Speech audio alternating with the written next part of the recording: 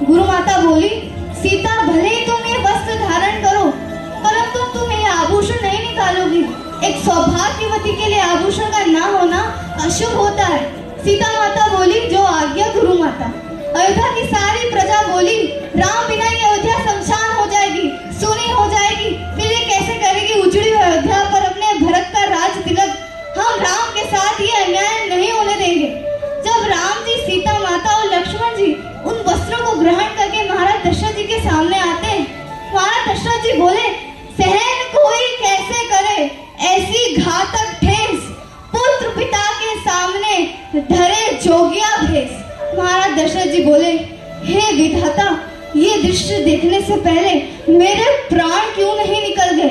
महाराज दशरथ जी बोले, जानकी पुत्री, मैं तेरे हाथ जोड़ता हूँ, मैं तेरे पिता को क्या मुंह दिखाऊंगा। तू वन के असहनीय कष्ट नहीं सह पाएगी मेरी बच्ची। मैं जानता हूँ जहाँ केकई जैसी क्रूर सास हो, तू वहाँ नहीं रहना चाहती। तू मेरी लक्ष्मी, तू अपने पिता के घर चली जा, तू वन में न जा मेरी बच्ची, तू वन में न जा।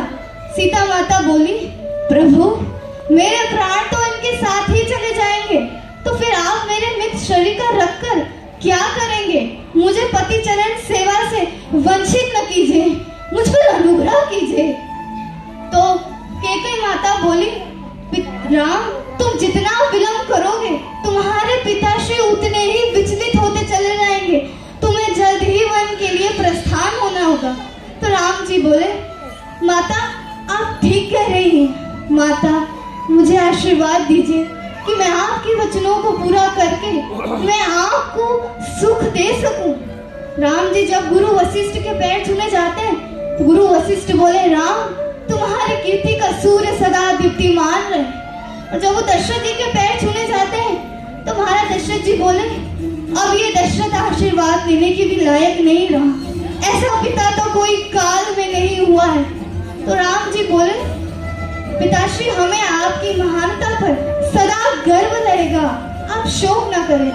प्रभु मेरी आपसे प्रार्थना है, मेरे जाने से मेरी माता कौशल्या बड़ी दुखी हो रही है। आप उन पर अपनी धीरजता बनाए रखिएगा, उन पर अपनी कृपा बनाए रखिएगा, उनका ध्यान रखिएगा। जब राम जी, सीता माता और लक्ष्मण जी जाते हैं तो महाराज दशरथ जी बोलते हैं आर्य सुमंत को, उन्हें रोको। आर्य सुमंत बोले, यदि ये संभव होता तो मैं भी आज जीवन के लिए वन चला जाता। अभी सभी लोग ध्यान से सुनना। महाराज दशरथ जी बोले कि उन्हें पैदल मत चलने दो, उन्हें रथ पर ले जाओ।